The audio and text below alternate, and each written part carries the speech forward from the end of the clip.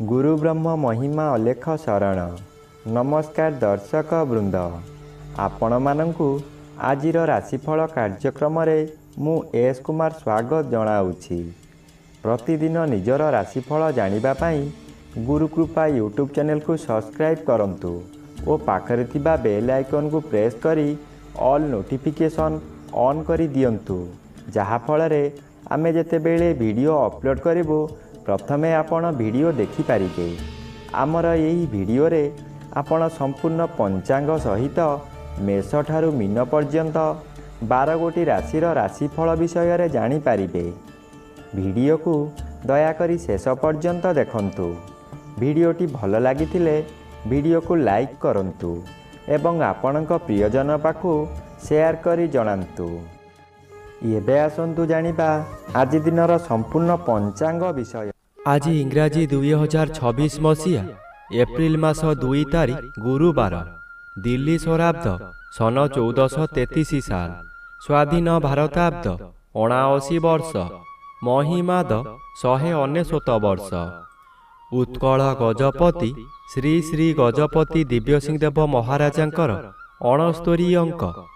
सौरस्व चैत्र मास 19 दिन, चांद्रमते चैत्र पूर्णिमा तिथि दिवा 7 घंटा 30 मिनिट पर्यंत। एहापरे बैशाख कृष्ण पक्ष प्रतिपद तिथि।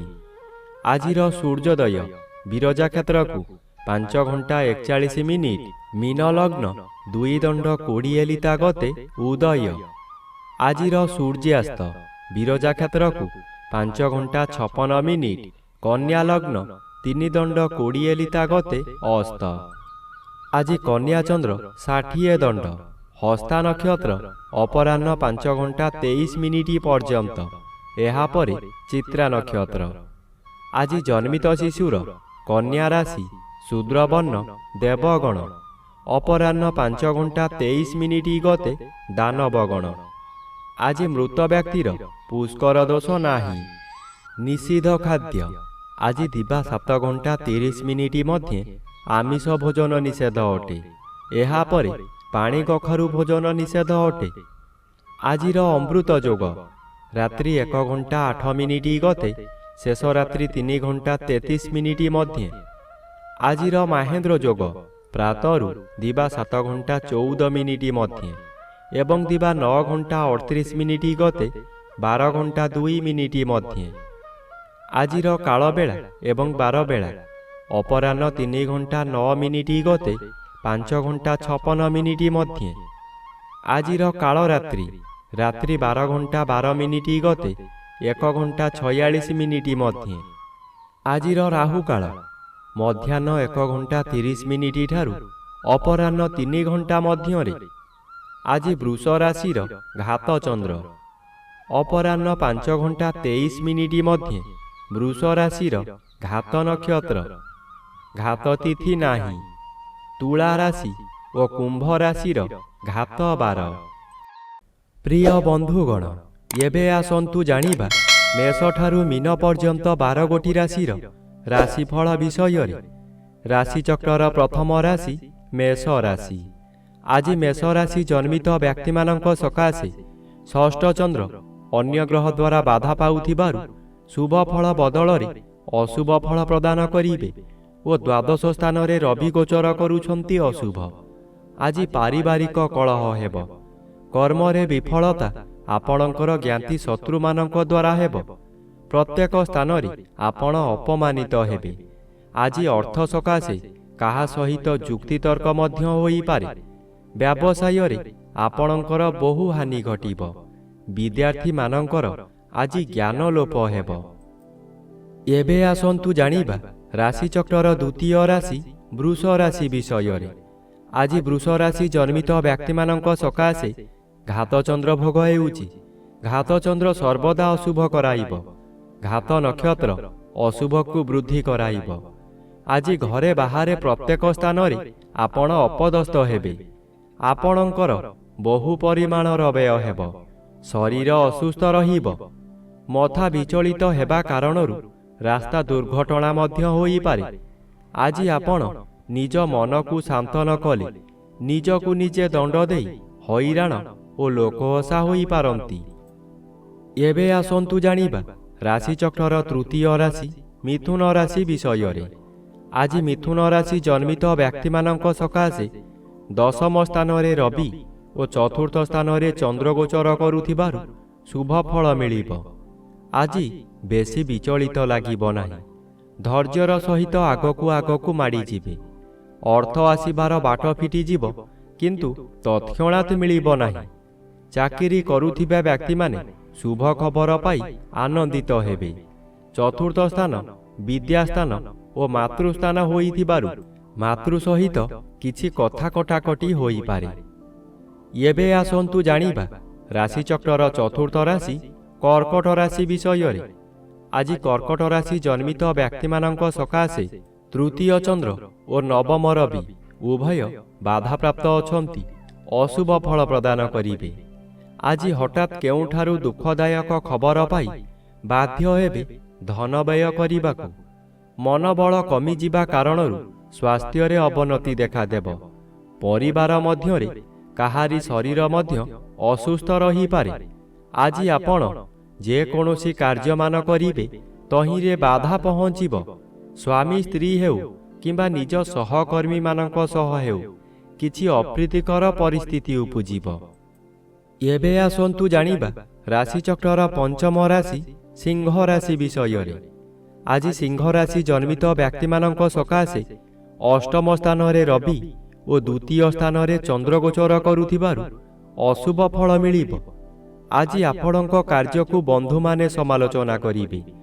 ଦ୍ୱିତୀୟ ଗୃହ ଧନ ଗୃହ ଓ ପରିବାର ଗୃହ ହୋଇଥିବାରୁ ଆପଣଙ୍କ ନିଜ ଲୋକମାନେ ଶତ୍ରୁତା କରିବେ।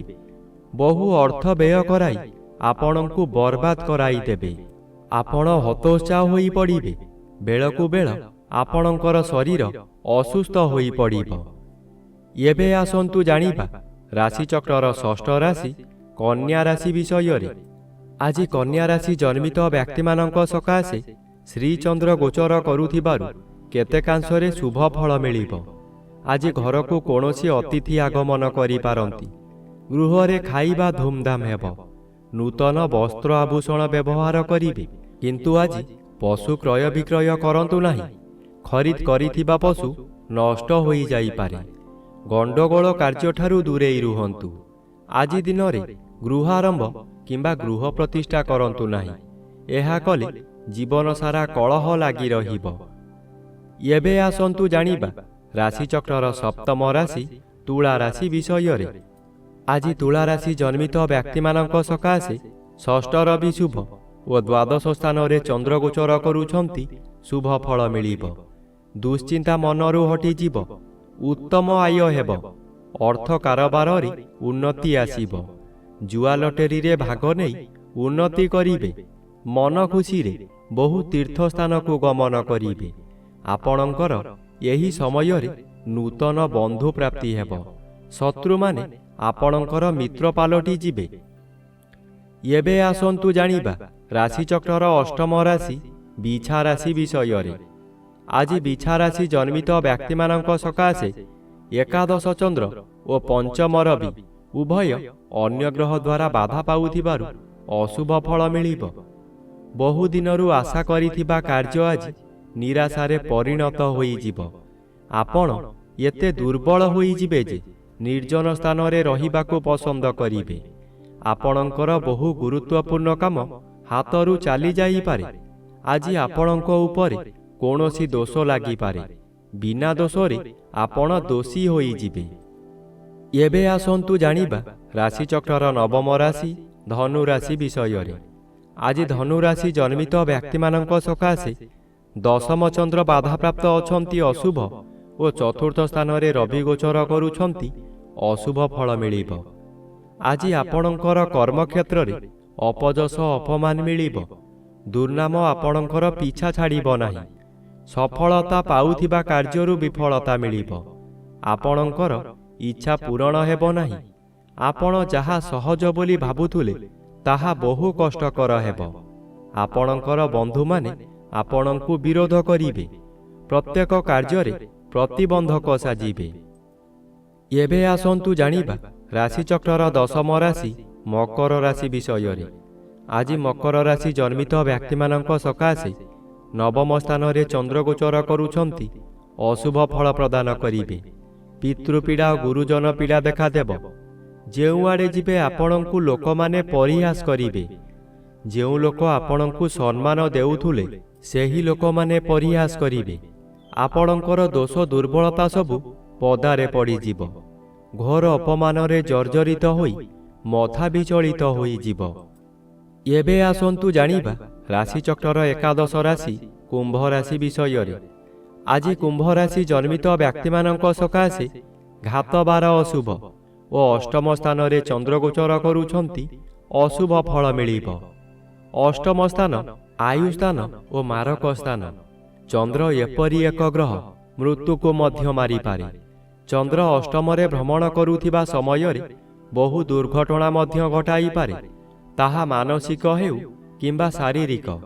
ଆଜି ନିଜକୁ ସତର୍କ ନ ରହିଲେ ନିଜ ଗୋଡ଼ରେ ନିଜେ କୁରାଢ଼ି ମାରିବା ସଦୃଶ୍ୟ ହେବ। ଏଣୁ ମନକୁ ଶାନ୍ତ ରଖନ୍ତୁ, ବ୍ୟବହାର ଠିକ୍ ରଖନ୍ତୁ। ଏବେ ଆସନ୍ତୁ ଜାଣିବା ରାଶିଚକ୍ରର ଦ୍ୱାଦଶ ବା ଶେଷ ରାଶି ମୀନ ରାଶି ବିଷୟରେ। ଆଜି ମୀନ ରାଶି ଜନ୍ମିତ ବ୍ୟକ୍ତିମାନଙ୍କ ସକାଶେ ସପ୍ତମ ଚନ୍ଦ୍ର ଅନ୍ୟ ଗ୍ରହ ଦ୍ୱାରା ବାଧା ପାଉଥିବାରୁ ଅଶୁଭ ଫଳ ମିଳିବ। ଜନ୍ମର ବି ଅଶୁଭକୁ ବୃଦ୍ଧି କରାଇବ। ଆଜି ପାରିବାରିକ ଅଶାନ୍ତି ଦେଖାଦେବ, ସୁଖହାନି ଘଟିବ। ଗୃହ ମଧ୍ୟରେ ସ୍ୱାମୀ ଓ ସ୍ତ୍ରୀଙ୍କ ମଧ୍ୟରେ ମନାନ୍ତର ହୋଇଯିବ। ଅଯଥାରେ ପିଲାମାନଙ୍କ ଉପରେ ରାଗ ସୁଝାଇବେ। ଆପଣଙ୍କର ଆୟ କମିଯିବ। ଯାହା ଆଶା କରିଥିଲେ ତାହା ମିଳିବ ନାହିଁ। ବିପରୀତ ଖବରମାନ ପାଇ ଆପଣ ବ୍ୟଥିତ ହେବେ।